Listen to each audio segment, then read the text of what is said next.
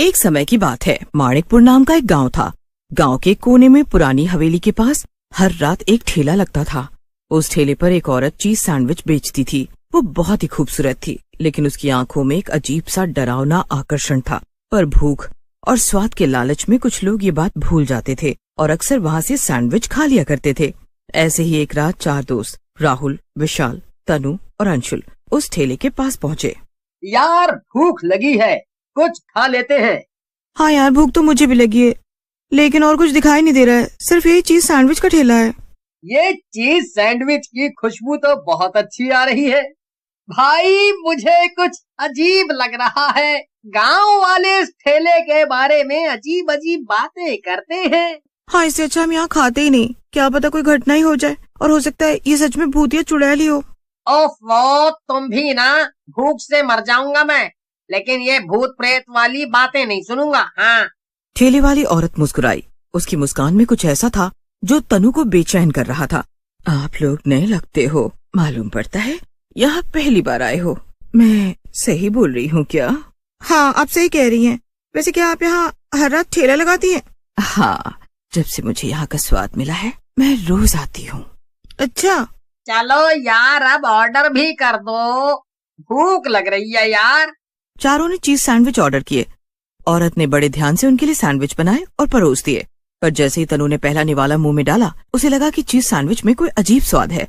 उसके गले में अजीब सी जलन होने लगी। उफ, इसमें तो कुछ गड़बड़ है। ठेले वाली औरत ने अपनी बड़ी बड़ी आंखों से तनु को देखा। तनु, अब तुम मुझे डरा रही हो। इसमें डरने की क्या बात है? शायद तुम्हें आदत नहीं है। धीरे धीरे तुम्हें ये स्वाद पसंद आने लगेगा, तब जलन महसूस नहीं होगी। अगली सुबह जब तनु उठी तो उसे बहुत कमजोरी महसूस हुई। उसे लगा जैसे उसका शरीर बहुत हल्का हो गया है। उसने अपने दोस्तों को फोन किया, लेकिन किसी का भी फोन नहीं लग रहा था। वो डर गई और विशाल के घर पहुंची। वहाँ उसकी माँ रो रही थी। आंटी, विशाल कहाँ है? वो मैं उसको सुबह से फोन कर रही हूँ, लेकिन लग नहीं रहा। बेटी, विशाल कल रात से घर नहीं आया है मेरा बेटा। पुलिस भी कुछ नहीं कर रही। तनु को पता चला कि राहुल और अंशुल भी नहीं मिल रहे।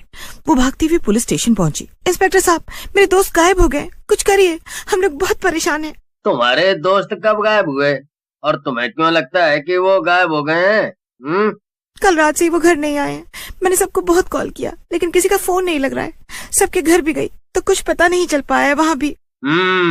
रात को कहाँ थे तुम लोग? क्या तुम भी उनके साथ में थी? हाँ, हमें भूख लगी थी, तभी हमें एक ठेला दिखाई दिया जिसमें एक औरत चीज सैंडविच बेच रही थी। हमने उस चीज सैंडविच वाले से सैंडविच खा लिया था। पर जाने कैसे मैं उठी तो घर पर थी, लेकिन मेरे बाकी दोस्त नहीं आए। इंस्पेक्टर का चेहरा पीला पड़ गया। तुम जानती हो तुम कितनी बड़ी गलती कर चुकी हो। तुम बच्चे अक्सर अपनी नादानियों से फंस जाते हो। आप ऐसे क्यों बोल रहे हैं सर? ये 100 साल पहले की चुड़ैल है जिसका नाम चंपा था। वो इंसानों के मांस से चीज सैंडविच बनाकर खिलाती थी। उसे गांव वालों ने जिंदा जला दिया, लेकिन अब भी उसकी आत्मा रात को भटकती है। तनु के रोंगटे खड़े हो गए। पर आपको कैसे पता इसके बारे में? क्योंकि तुम पहले इंसान ना हो जो ये शिकायत लेकर आई हो। ये आप क्या बोल रहे हैं सर? इसका मतलब क्या वो? नहीं, ये नहीं हो सकता। तो क्या मेरे दोस्त? क्या कोई उपाय है जिससे मैं अपने दोस्तों को वापस ला पाऊँ? प्लीज सर, मेरी मदद कीजिए। अगर वो अब तक जिंदा है तो हमें जल्दी करनी पड़ेगी, तब हम उनको बचा सकते हैं। चलो, आप हमें लेके चलो वहाँ जहाँ आपने चुड़ैल को देखा था। वे दोनों उस ठेले के पास पहुँचे, पर वहाँ सिर्फ जलते हुए कोयले पड़े थे। तनु घबरा जाती है। यही तो था ठेला, कहाँ गया? अब क्या होगा? उधर चुड़ैल अपने खाने की तैयारी में लगी होती है। आज तो 3 लड़के एक साथ ही खाने को मिल गए। पिछले कुछ महीने से तो मुझे भूखे ही रहना पड़ रहा था, क्योंकि ये गांव वाले बहुत ज्यादा समझदार हो। मैंने तो पहले ही कहा था, चलो यहाँ से, अब सब फंस गए ना। तुम शहरी बात कहाँ मानते हो किसी की? खैर, मेरे लिए तो ये अच्छी बात है, वरना आज रात भी मुझे भूखे ही रहना पड़ता। हम यहाँ सैंडविच खाने आए थे और तुम हमें ही अपना खाना बनाना चाहती हो। देखो, तुम हमें जाने दो, हम तुम्हारे लिए और बेहतर खाना लेकर आएंगे। मुझे पागल समझा है क्या, जो मुंह का खाना जाने दूं? मेरा हमेशा से एक उसूल रहा है, मैं कभी भी लड़कियों को अपनी दावत नहीं बनाती। मुझे लड़कों का मांस ज्यादा पसंद आता है। मुझे शौक है और उसमें स्वाद भी मुझे ज्यादा आता है। वो सब तो ठीक है, लेकिन अगर हम तुम्हें ये विश्वास दिलाएं कि हम हमसे मोटा और बेहतर मांस खिलाएंगे तो क्या तुम तब हमें जाने दोगी? तुम लोगों ने मुझे समझ क्या रखा है? बहुत हो गई तुम्हारी बकवास। मैं जा रही हूँ कुछ मसाले लाने। तब तक तुम रहोगे इस कुएं में। जब तक मैं यहाँ नहीं आ जाती तब तक तुम इसी में पड़े रहोगे।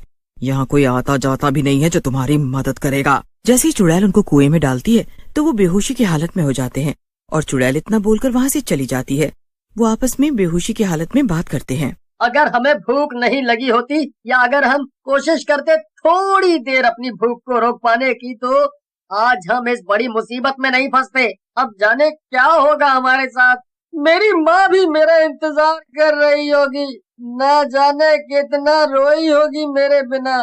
भाई सिर्फ तेरी ही माँ नहीं, हम दोनों की माँ भी उतनी ही परेशान होगी। मुझे तो बहुत डर लग रहा है, ये चुड़ैल हमारे साथ क्या करने वाली है। क्या पता यह हमें जाने भी देगी या नहीं, या सच में हमें खाने वाली है।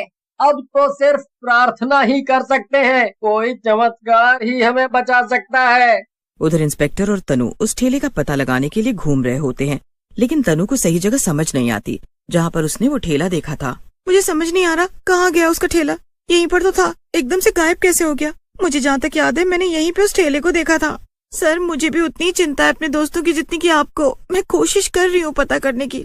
तभी उनको दूर एक कुआं दिखाई देता है जिसमें से एक अजीब सी आवाज आ रही होती है। सर मुझे लग रहा है उस कुएं के पास कुछ गड़बड़ है, चलिए ना वहाँ देख आते हैं, क्या पता मेरे दोस्तों के बारे में कुछ पता चल सके। तनु और इंस्पेक्टर जल्दी से कुएं की तरफ बढ़ते हैं। शाम भी हो चली थी। अब तनु और इंस्पेक्टर को डर भी लग रहा था, लेकिन फिर भी उन्होंने हिम्मत करते हुए सोचा कि एक बार कुएं के अंदर झांक लेते हैं। इंस्पेक्टर और तनु ने कुएं में झांका। अंदर विशाल, राहुल और अंशुल बेहोश पड़े थे। इंस्पेक्टर और कुछ हवलदार मिलकर उन्हें बाहर निकालने लगते हैं। जैसे ही वो उन्हें बाहर निकालने लगे, पीछे से ठेले वाली चुड़ैल आ जाती है और आग बबूला होकर कहती है, क्यों रे मेरी दावत खराब करने आए हो तुम लोग? मैंने बहुत बड़ी गलती कर दी तुझे जिंदा छोड़कर। मुझे अपना उसूल तोड़ देना चाहिए था और तुझे भी यहीं पर कैद कर लेना चाहिए था। उसकी आंखें जल उठी और उसके हाथ नुकीले पंजों में बदल गए। चलो सब भागो, ये चुड़ैल हमें मार डालेगी, अरे भागो। मेरी माँ ने बहुत साल पहले इस चुड़ैल से बचने के लिए एक ताबीज मुझे दिया था। लगता है उस ताबीज का इस्तेमाल करने का समय आ गया है। अब तो इस्तेमाल कीजिए ना उस ताबीज का। अब क्या जब हम मर जाएंगे तब वो ताबीज आप निकालेंगे? हाँ सर, जल्दी से निकालिए। तभी इंस्पेक्टर ने एक पवित्र ताबीज निकाला। अब तेरा अंत होगा। और वो चुड़ैल की तरफ फेंकता है। जैसे ही ताबीज चुड़ैल के ऊपर जाकर गिरता है, एक अजीब सी चिंगारी निकलती है। उसके बाद चुड़ैल चीखती है और उसकी चमड़ी जलने लगती है। वो धुएं में बदल जाती है। आपका बहुत बहुत धन्यवाद सर, आप नहीं होते तो मैं बच नहीं पाती और न ही मेरे दोस्त। आपने अपनी जान पर खेलकर हम सबकी जान बचाई है। मैं आपका एहसान कभी नहीं भूलूंगी और ये पूरा गांव भी नहीं भूलेगा। आपने इस पूरे गांव को उस चुड़ैल से आजादी दिलवाई है। आपका बहुत शुक्रिया सर।